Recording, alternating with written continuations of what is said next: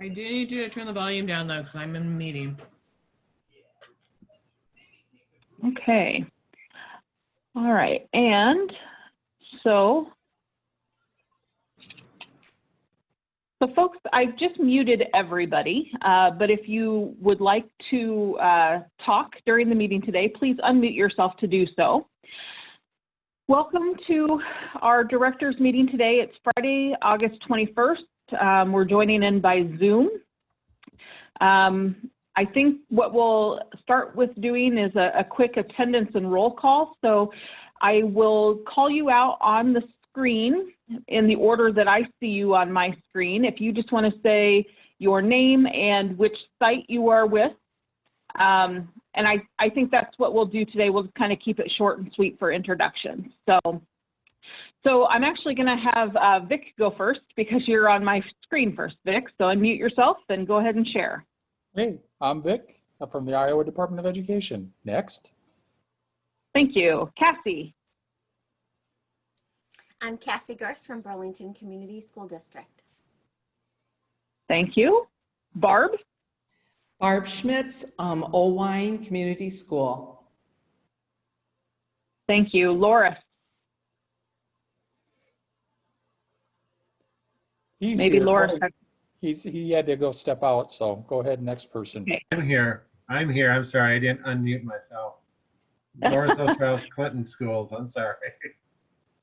Thank you. Katie? Katie Boatwright, Fairfield Community Schools. Thanks, Katie. Allison? Allison Wilson, Micah with Marshalltown. Thank you. Jenna? Hi, Jenna Andrews with Siouxland Ship Beyond the Bell in Sioux City. Thank you. Billy? Billy Stone, Des Moines, Iowa, Oak Ridge Neighborhood Services. Thanks, Billy. Christine?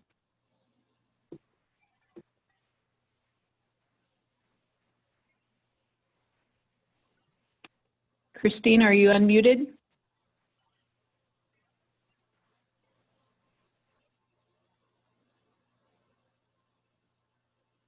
Okay, Christine is with Storm Lake, so thanks for joining us today. Joe. Joel Maloney from Dubuque Community School District. Thanks, Joe. Jane. Hi, Jane Bishop from Des Moines Schools. Next I have Heidi. Heidi Brown, Des Moines Public Schools. Thank you. Oh my gosh, Emily, good to have you today. I'm sorry I didn't see you, otherwise I would have introduced you at the beginning, but go ahead, Emily. No problem. Emily Harris with the Iowa After School Alliance. Thank you. I have Nikki and Elena, but they have said that they are also doing a mandatory kickoff for the district, so they're unable to talk. They are from Council Bluffs, so thank you. Next I have Alyssa. I'm Alyssa Gearhart and I'm with North Fayette Valley. Thank you. Virginia. Virginia Kurth and Beth Christophers from Allen Key School District. We're both on the same. Yep, good to have both of you. Thanks. Bobby Joe. Good morning, Bobby Joe Sheridan, Des Moines Public Schools. Great, thank you. I think that's everybody, but if I've missed you, please feel free to speak up now.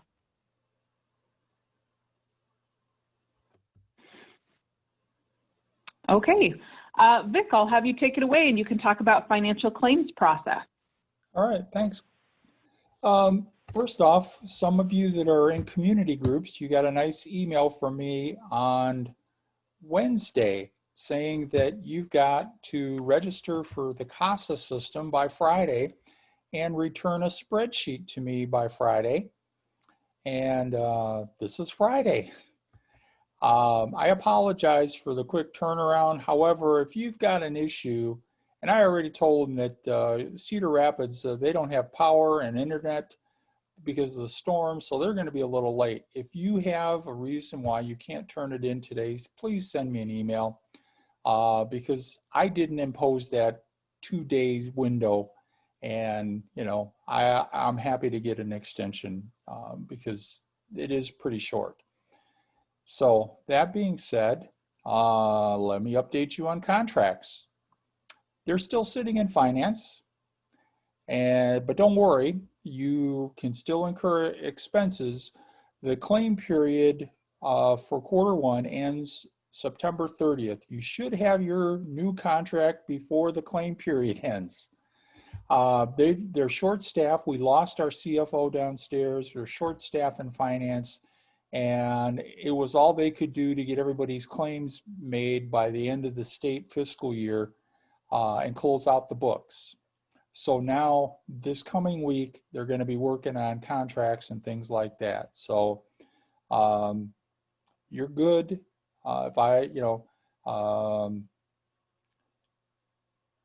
You're good to, have claims.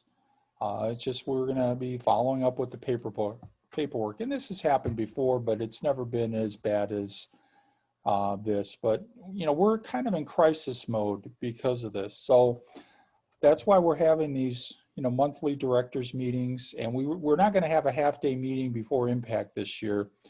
I think this is better where we meet for a little bit once a month to give you guys updates and things and let you guys share. I think that's going to be more effective. And of course, you can always call or email me if you have questions or concerns, and I'll do my best to help you.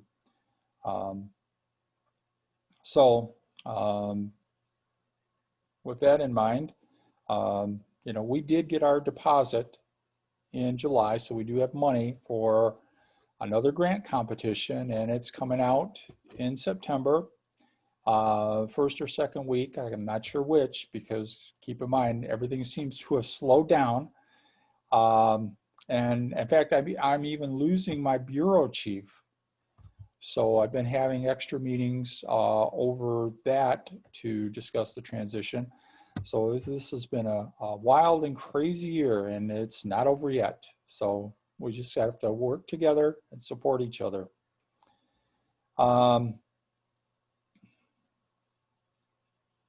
Okay, and return to learn.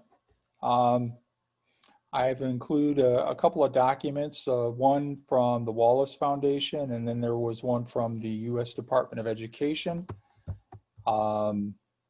That's the one from the U.S. Department of Education, Promising Practices. They're focusing on increasing attendance, but with the pandemic, a lot of parents are afraid to send their kids to school, and we have to understand that. So we have to make the best of it. Now, one of my big concerns is that we're working with kids that are at risk, and in a good year, we worry about summer slide.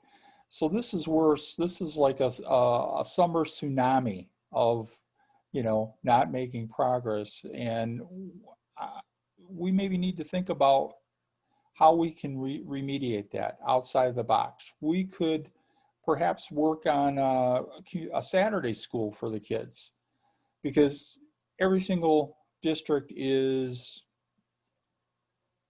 putting forth a different plan. Some of them are doing a blended, some of them want to do all online, some of them want to do 2 days on, 2 days off, things like that. But, what about these at-risk kids? In a good year where they go to school 5 days a week, they fall behind. So maybe thinking about doing something on Saturday special for these kids might be something that we can do.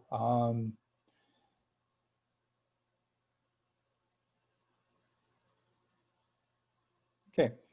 So we're really not going to talk about these two documents we sent to you. It's good reference material, and locally you could have some internal PD. You could do kind of like a book study, give everyone in your staff the articles and then talk about the implications at the local level. And the Wallace Foundation, again, is focused on social emotional learning in after school, and we sent that out to the support committee because they focus on social emotional learning. So we've got a lot of first class resources available to help you get through this. But more than anything, it's important that we have good lines of communication. Yes.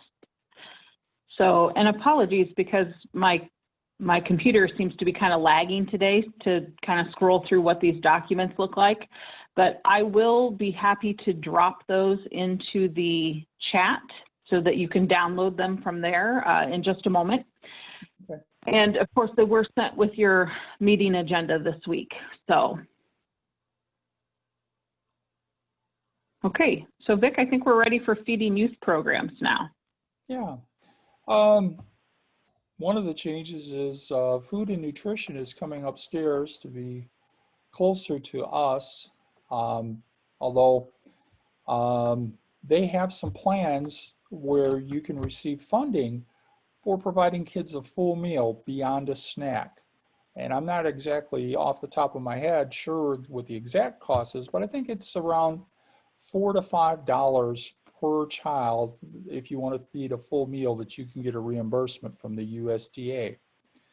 And you know, that's another thing that we should be looking into is how can we do the most for our kids. And I've noticed the data from Kids Count, where we look at child poverty, that's gone up in Iowa. And you know, there's a lot of hungry kids, and if they're hungry, they're not at their best for learning. So maybe we can't be in the school 5 days a week for the same amount of hours as we've done in the past right now, but we can work to make sure these kids are getting good nutrition.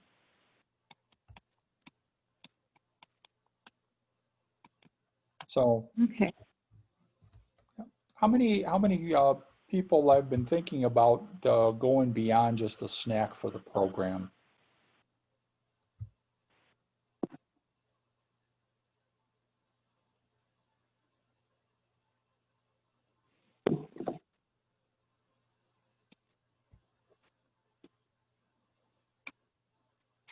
Feel free to unmute yourself and respond, or you can drop your response in the chat. Okay, Old Wine is thinking of it. Storm Lake. Good. Yep. I know the Boys and Girls Club, they do provide a full meal, and that's one of my favorite things to see is, you know, these kids getting a nice meal. Sometimes parents still aren't home when they get done with the after school and the kids are making their own. Very true. Jenna says they've talked about it numerous times. They just haven't gotten it off the ground. So.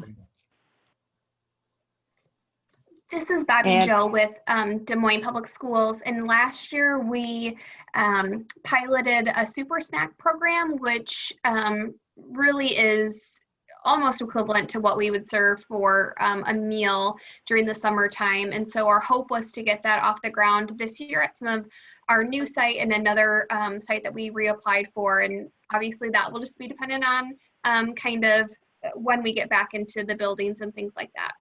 Okay. Well, you might want to look at USDA funding that's available. Mm-hmm.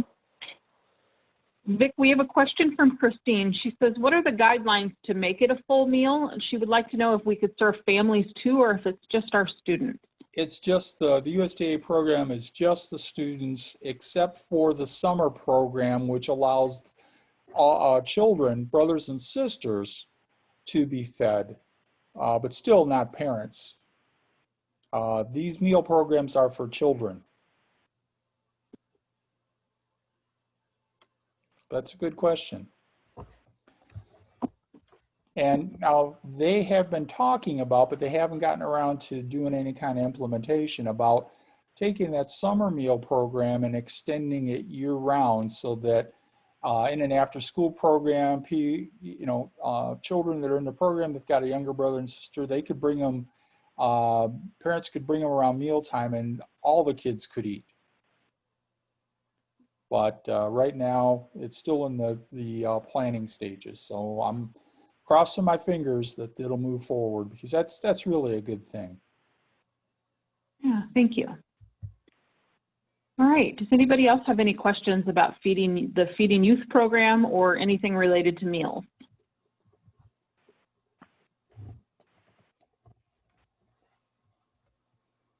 Okay, so Vic, I think we're ready for number 7, the statewide data collection plan. Okay, well, let me drop a bomb on you guys. We lost ERMS, our state evaluators. So I've got a bid out. And what happened was, because of the COVID, they started looking at, we had a contract sent out to them. All I had to do was sign it and got it back that said, no, they're not going to be doing work outside of Texas anymore. And so at the beginning, I'll have to be doing the evaluation training, and I'll be revising the template. We are going to have another bid on that, but that may not happen until, October. I don't know how long that, the process is going to be, because it's outside of the department now. So it's like a roller coaster ride, but we'll get through it. I did revise the timeline, and that should be getting up on the department website maybe next week. And I can go ahead and send you all those documents as soon as I get them updated, which should be sometime next week.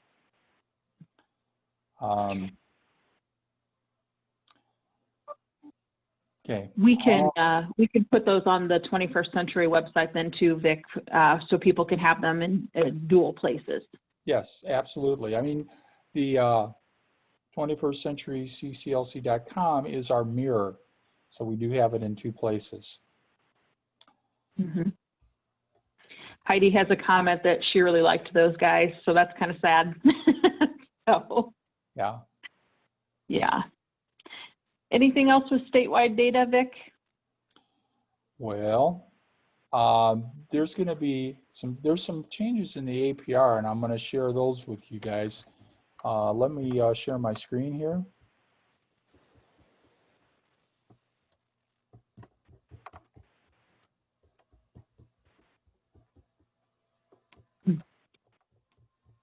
Uh-oh, I don't have the right to share screen. Well, give me a second here. I think the batteries in my mouse are dying today too. It's Oh, you got one of those fancy wireless mice, huh? I do, yes. And I love it. They always seem to die at the worst time. Okay. All right, Vic, just for ease today, I just made you the co-host so that you should be able to share your screen now. Okay. So I will stop sharing the agenda and you can hop over and share yours.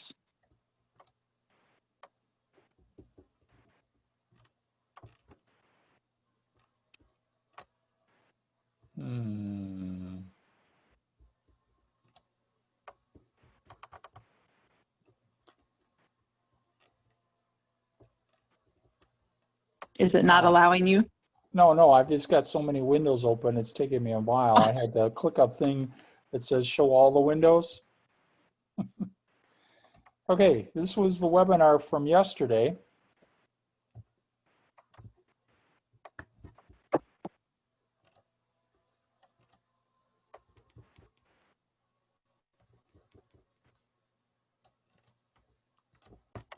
And okay, did it change to 2 collections? It did, yes. Wonderful.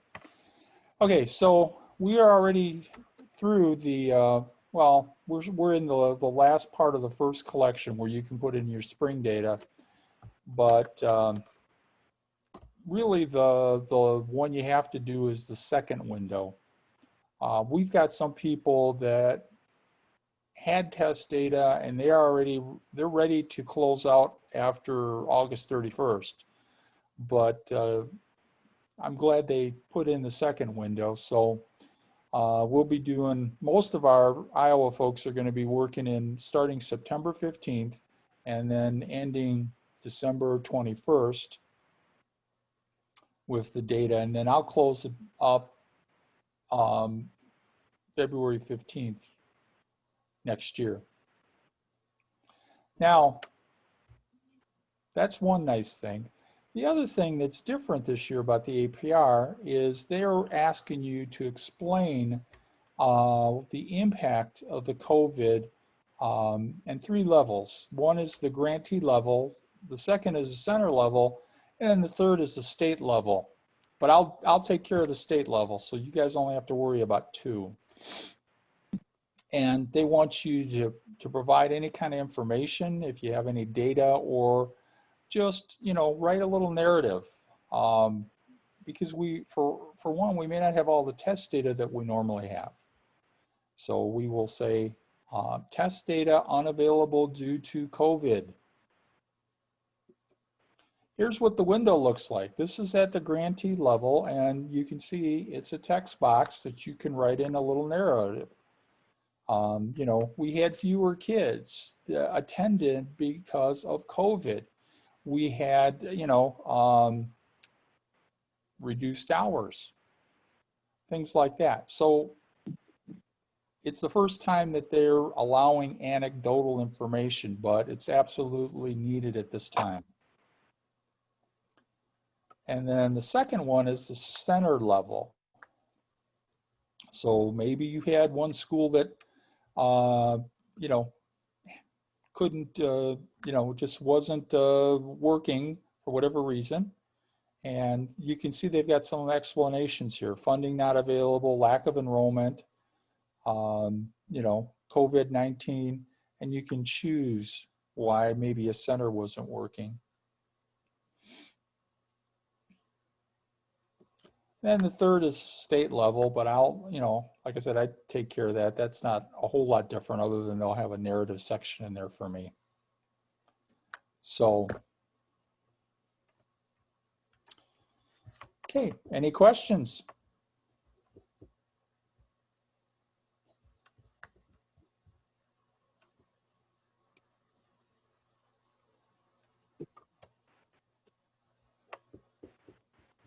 Christine would like to know if you can go back to the slide with the dates. Okay.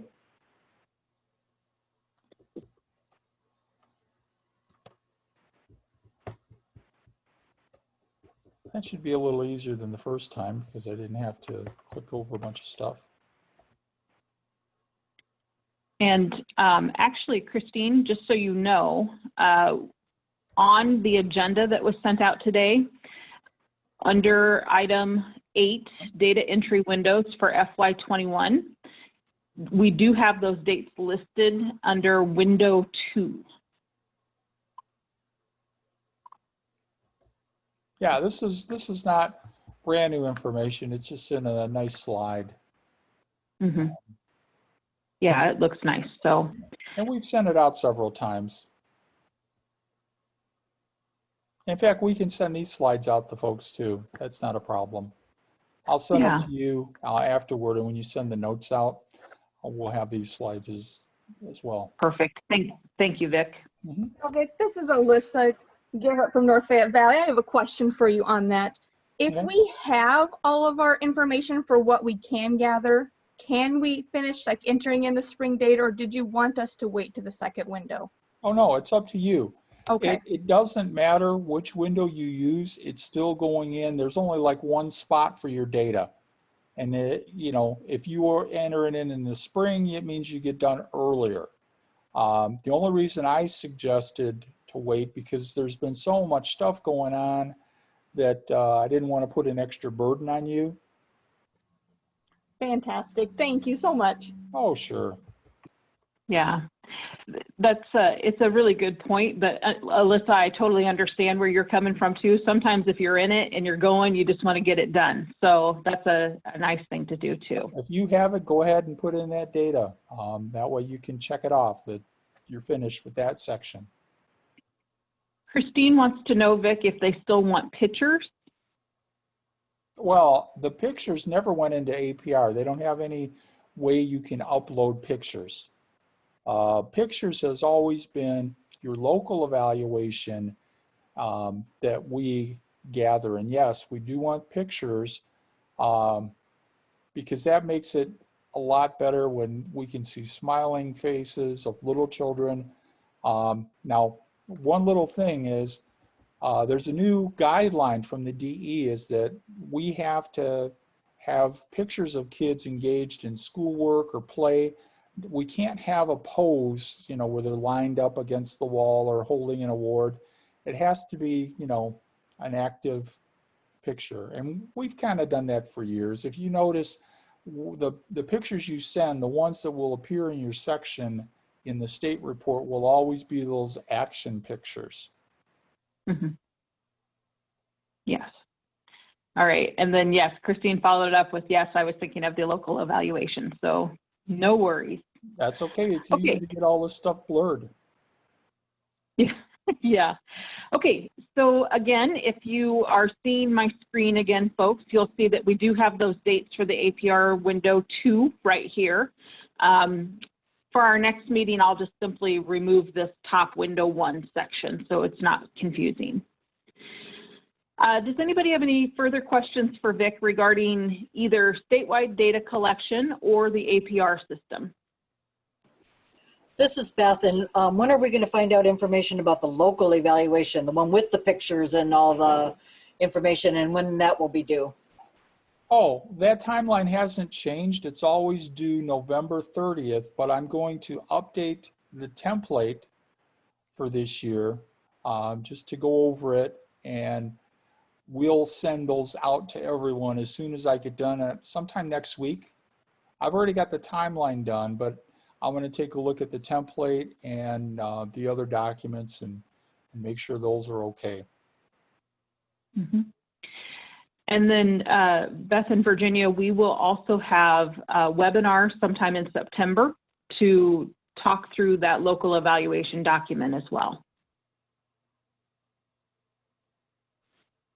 And Vic, I assume that if people need extensions on that local evaluation document, it's the same process where they just need to formally ask you for that extension. Is that correct? Yes, and I expect we'll have some extensions needed this year because of the COVID. And that's okay because, you know, over the winter, you know, that's one of my big tasks is to go through and read all those local evaluations. And it takes time. I can't do those in a week. So we have no problem with giving you 1 or 2 extensions if you need them. Okay. Any other questions about APR, local evaluation, or statewide data collection?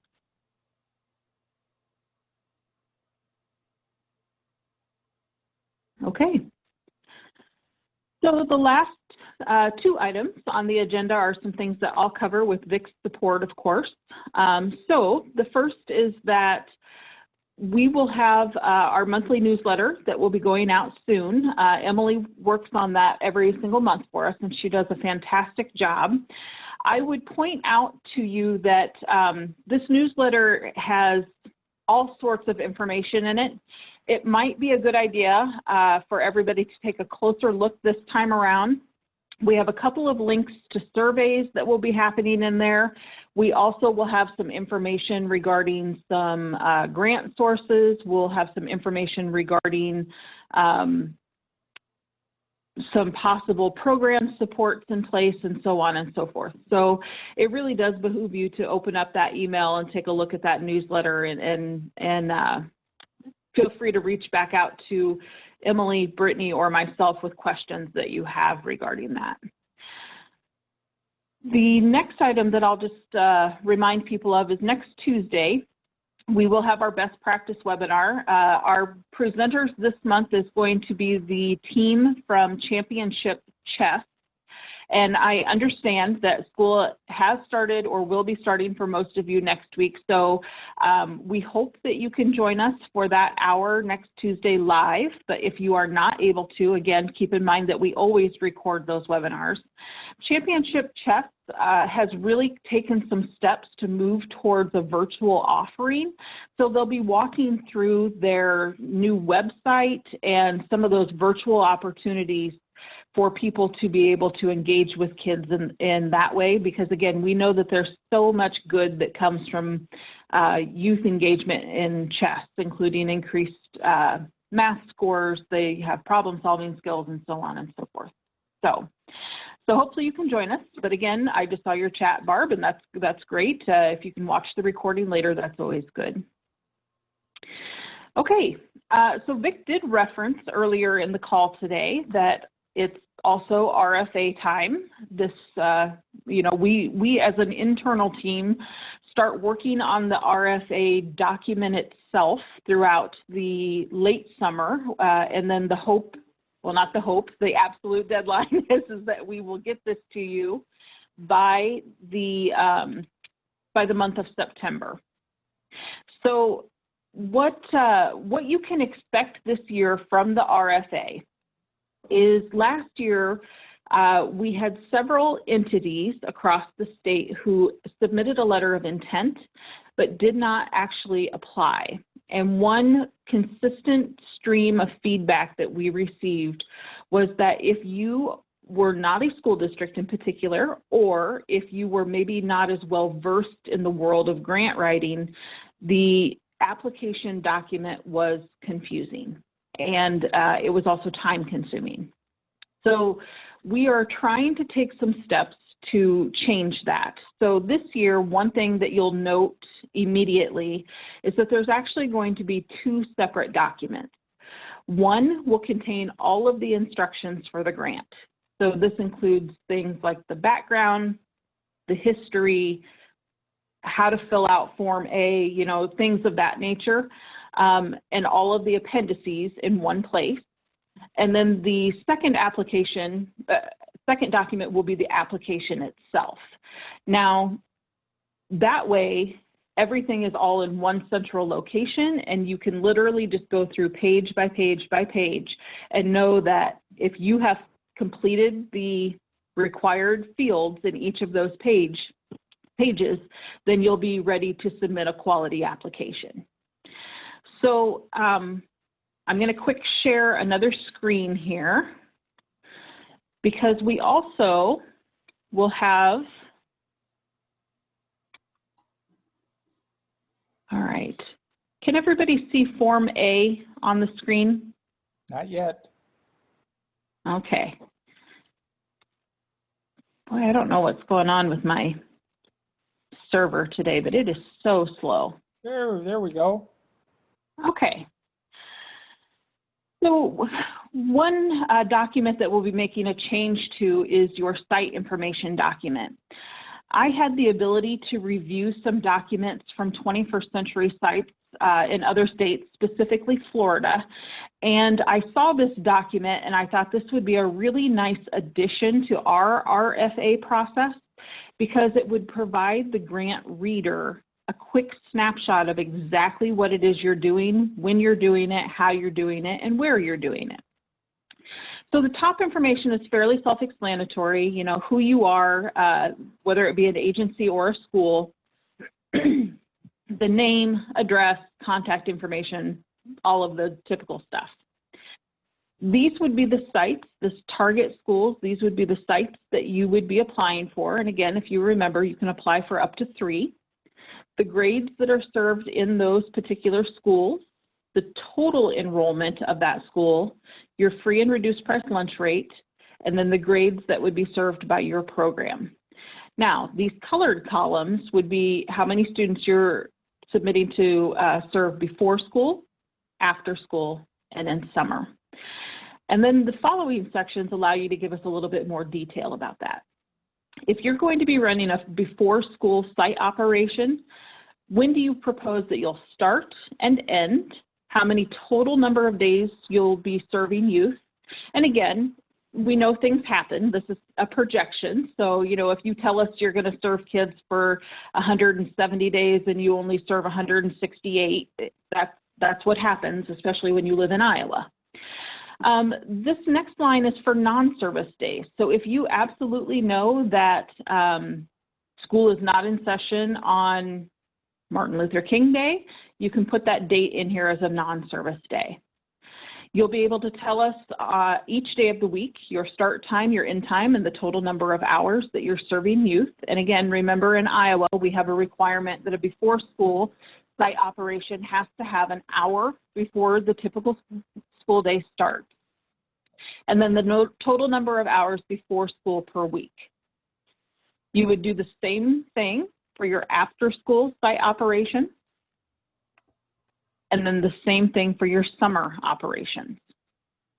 Now, oh gosh, this is a draft document. So the next section talks about adult family services. So you're required to have your quarterly family events, but if you have more than that, kudos to you.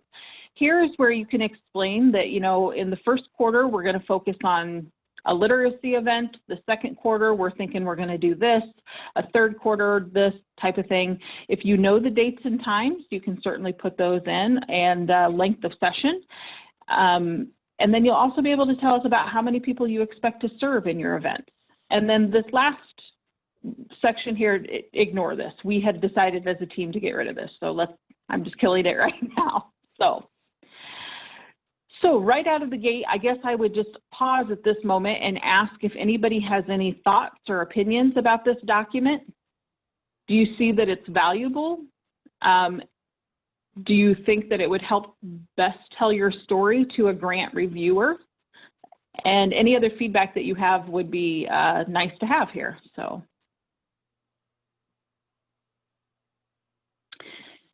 Okay, we have some comments in the chat here. Hold on here. I'm going to kind of start at the bottom and go up. So people are saying they like it. They think it's simple and clear, think it looks good.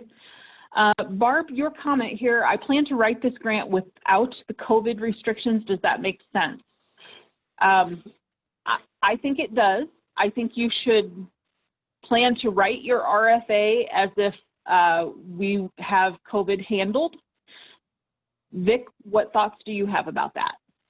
Well, I am hoping that this is going to be temporary and that, you know, we will get back to some sense of normalcy soon. I mean, this is a crisis and we're doing our best to keep our heads above water. But yeah, for the grant, you know, we don't want to, it's just like saying, oh, we're recovering from a flood, but we're going to write our new grant and say, yeah, as if we were going through a flood.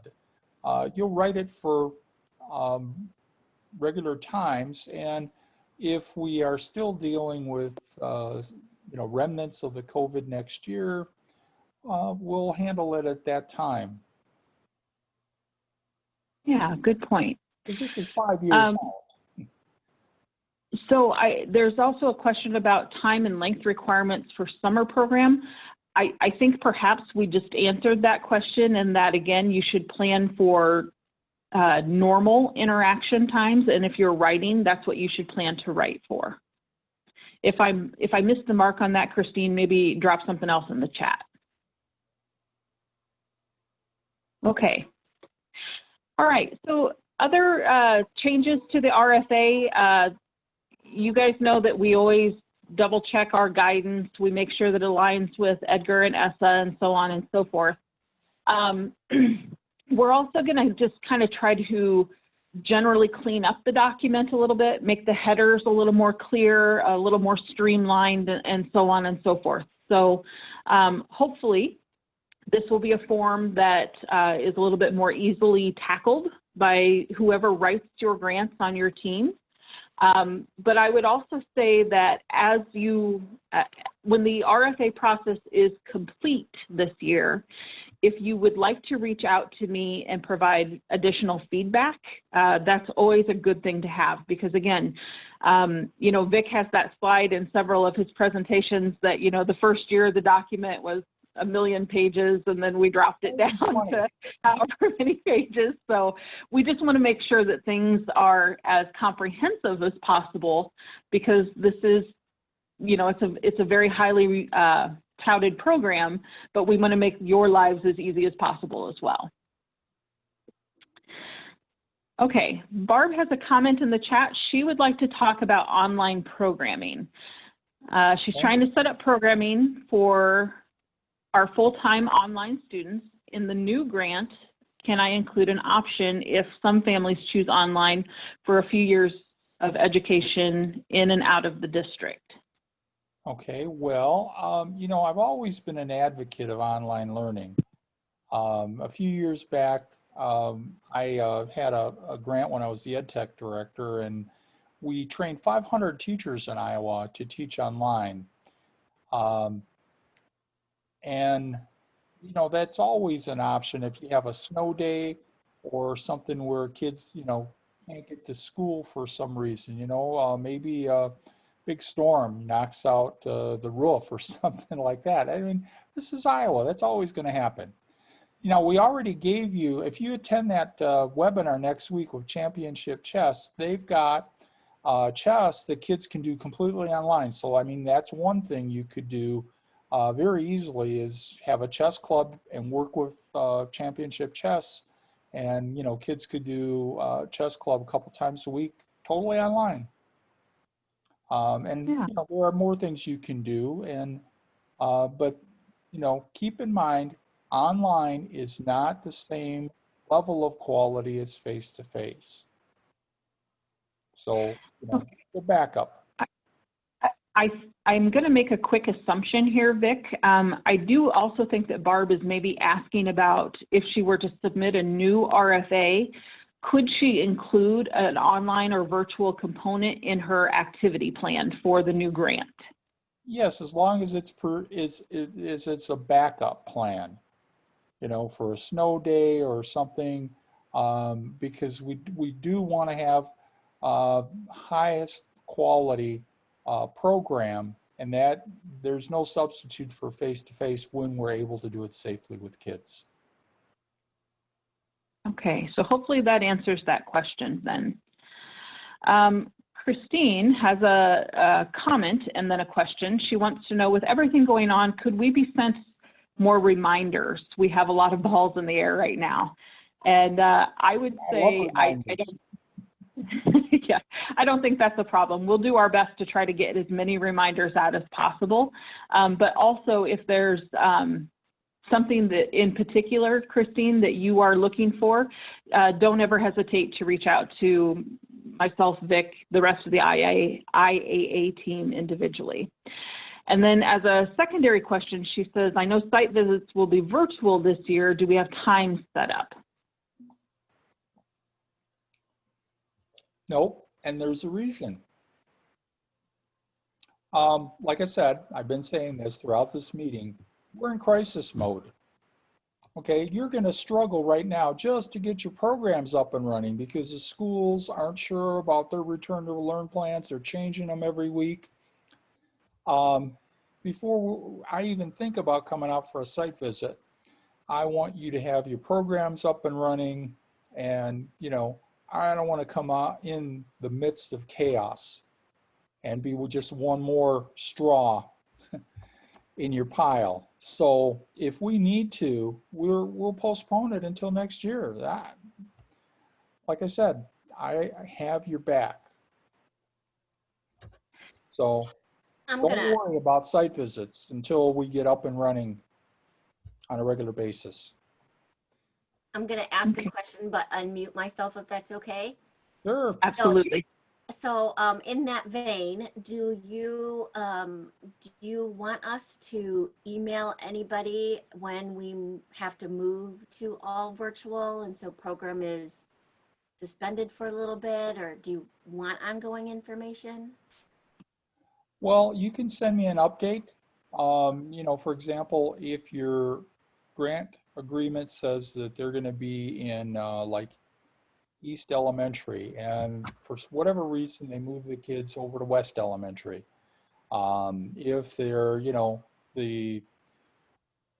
they're only operating, a couple of days a week, and your after school programs hours are reduced, send me an update on how things are going, just so that I have that information. We're doing the best we can. But it's good that you guys keep me notified of things, because I'm always trying to advocate for programs.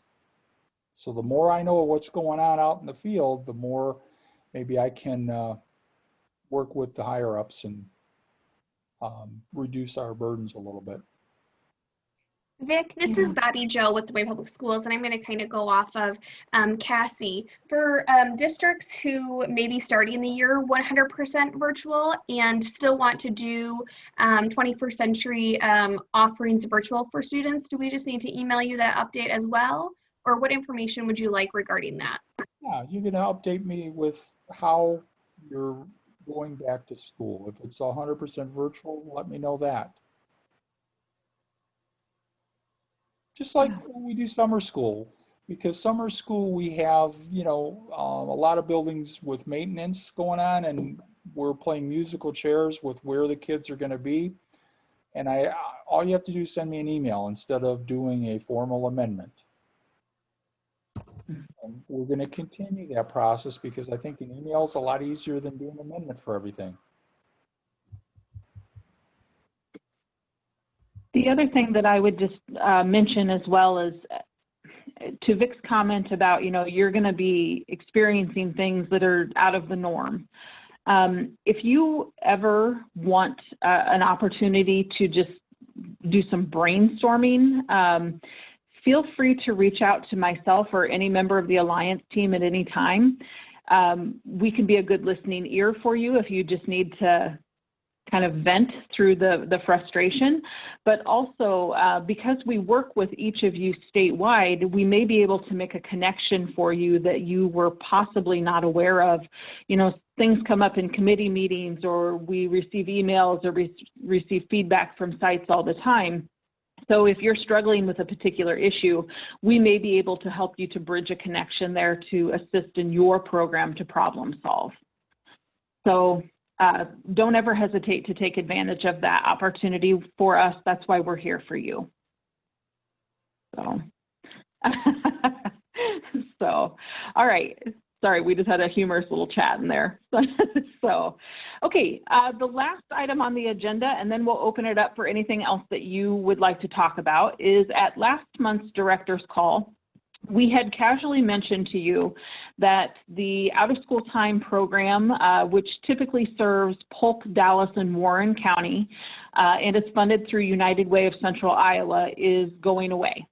So as of September 30th, our enrichment coaches, who are Mallory Reesberg, Teresa Slaughter, and Dow Jock, they will no longer be with that program. And we had offered in some way, shape, or form that if you felt like you may be able to use their expertise at your program, they could potentially be available to you for that. I actually have all three of the coaches' resumes, and if you are in a position where you are looking to bring on additional staff, particularly management level staff, because that would be their area of expertise. Not that they couldn't do direct service, but they have a skill set that speaks higher to that as well. I'm happy to share those resumes with you. Just please send me an email after the meeting and I'll be glad to do that.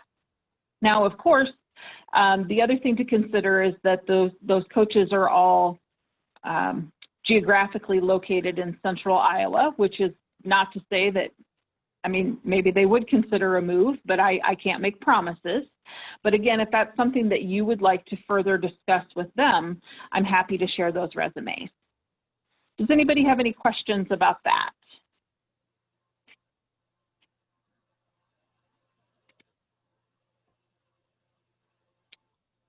Okay, Christine says they're not letting anyone into their buildings, so check with your local college kids for virtual helper options for program kids too. And that's a good point. Actually next week at our new grantee staff transition committee call, we're going to be talking about how to bring on board high quality staff and activity leaders.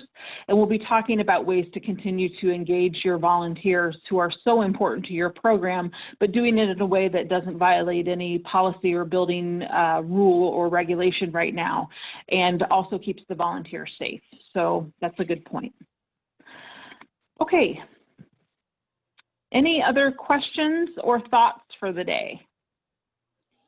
I just want to share that for the RFA, we'll have 4 technical assistance meetings. but they will be virtual. So all of them can, basically be statewide. However, we'll probably say this will be the Central Iowa meeting, this will be the Western Iowa meeting, this will be the Eastern Iowa meeting. But you can get on to any of them based on, when the time is convenient for you, and they're all going to be on Zoom. Mm-hmm.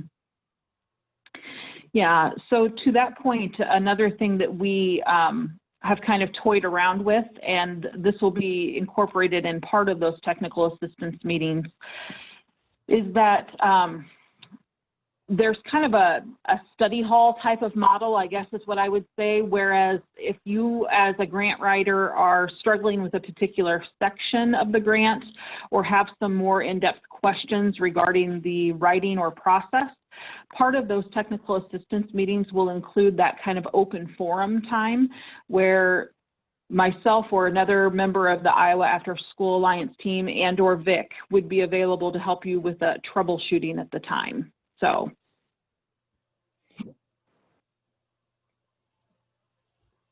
Okay. Any other thoughts or questions for the day? I had kind of an innovative thing that I just kind of wanted to share out. Yeah.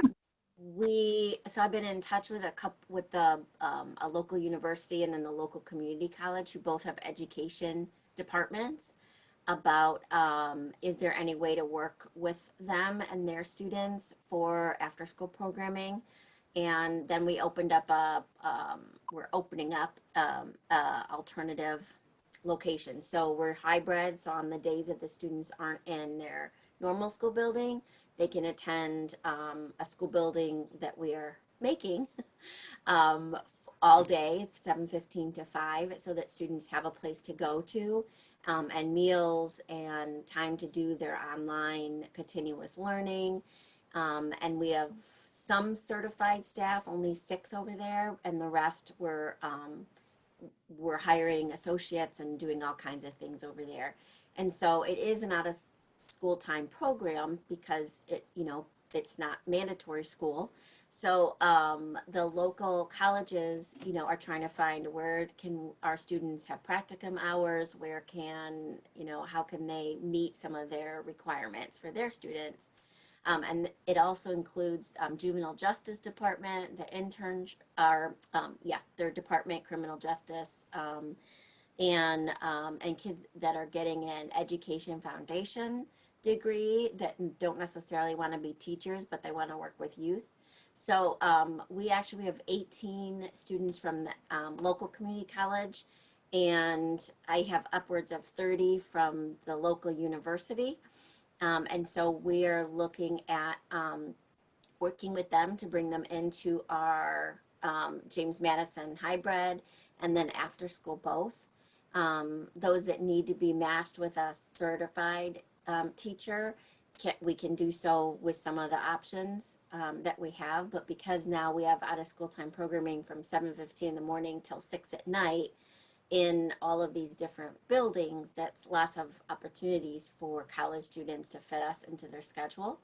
So we are pursuing that, and that's been really interesting. And then on the virtual side, so if we switch to all virtual, we actually we're building, it can only work in Zoom and not Google Meets, but there'll be a certified teacher that will lead, whatever training they do. And then they'll do breakout rooms, and the student teachers or the college students who are helping in that classroom then can go into the breakout rooms and lead whatever activity and work with students virtually. And, and then because Zoom with the breakout rooms, you can ask, you can say at any time for a teacher to come into that room, or the teacher can visit that room. And so, so that way they're kind of monitored in a way, but that provides a great experience for our college students and for our programs to get support. So that's something that we launched on Monday.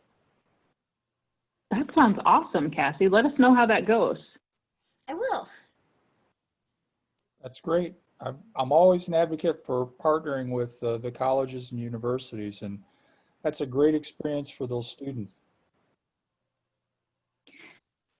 We have a question from Christine in the chat box. She says she's had a lot of parents asking about help with getting internet in their homes if we go virtual.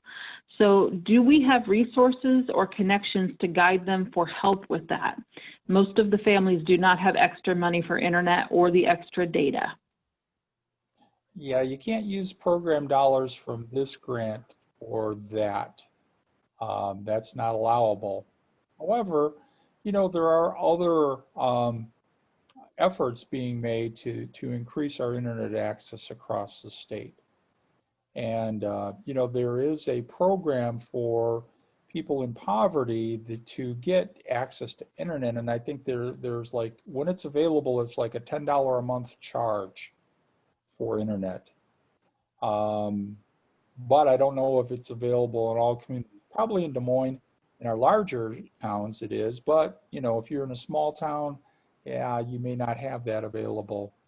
Check with like Mediacom or your local internet provider, because they can probably help you.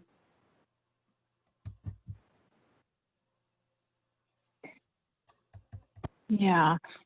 I just did a quick search, just a quick Google search, and it does look like several companies have options, but that's as far as I went. I mean, I just did it in this amount of time. So that might be a good place for you to start looking, Christine. But if I hear of something, I'll absolutely share it out with you. And we created a list of different places around the community that families could go to access free Wi-Fi. So, you know, not just our buildings, but also just like I contacted the local churches who have Wi-Fi, and so some of the churches are allowing at certain times for people to come into either their church or to sit in their parking lot to access the Wi-Fi. I know that requires transportation, which then gets into another issue, but at least that was something that we could help with.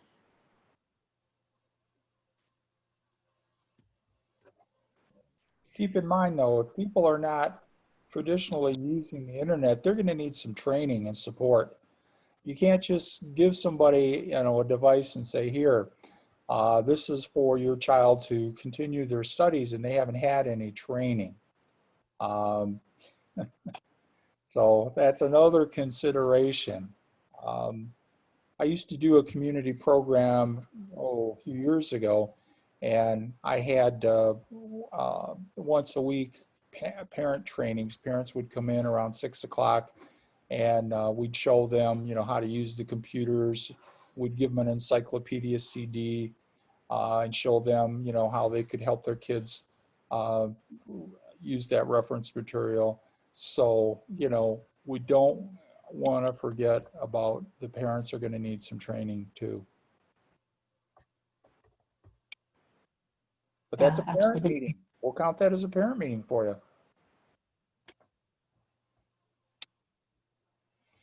Okay. Any other thoughts or questions today that we want to talk through?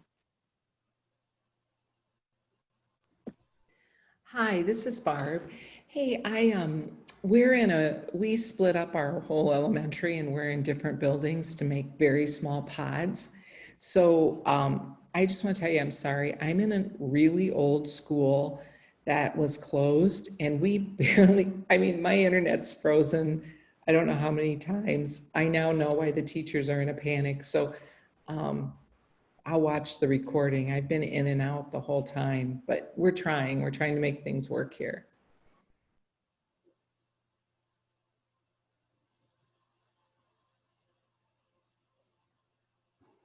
That's all we can ask of you, Barb. Well, all right. all the storms, that slowed everybody's internet in some localities, you know. Yeah. All right. So I'm just scrolling through the chat very quickly to make sure I didn't miss anything. I guess I would point out, if you are interested, you can go to the chat right now. Fairly early in the meeting today, Cassie shared the link where you can look to see your school district positivity rate for COVID, if that's interesting to you. And then Christine did ask a question. Does anybody know the difference between chesskid.com and the Best Practice Chess Program? If you have information on that, Christine would ask that you either private email her or chat her. Actually, it was Cassie. Oh, I'm sorry. I'm so sorry. Apparently I can't read today. So, okay. So please reach out to Cassie with that information. Unless somebody has something now. Okay. All right, I think we're all caught up on the chat. If there's no other conversation for today, we want to thank you for your time. Hope your Friday goes well. Hope your school year has started off well or will start off well next week or later for those of you who are starting later. And in the meantime, don't hesitate to reach out if you have any questions or concerns, or again, if you just need to have a sympathetic ear, we're here for you. So. Oh, and Impact is going to be virtual this year. So we've got a nice platform that we're using from Mott, and it'll be exciting and different. Yes. So the information is in the newsletter, and you should be able to start registering soon, within the next couple of maybe week and a half to, I'd say maybe 10 days. You should be able to start registering. So it will be an absolutely virtual conference. We'll still have our keynote speaker. We're also attempting to, we're not attempting, we're going to do this. We're making the platform available during the day, which we're hoping then allows people to continue to provide the before and after school programming during your time. With your paid registration fee, which we're thinking will be a fairly minimal amount, you will be able to access the recording of those webinars as well, so that if you do have a morning meeting that you can't participate in the conference, you should be able to access the appropriately recorded webinars later that night. So, or at your leisure. So, okay, thank you again, everybody. With that, I'm going to end recording, and I will wish you all a good day. Thank you. All right. Thank you. Thanks for your time.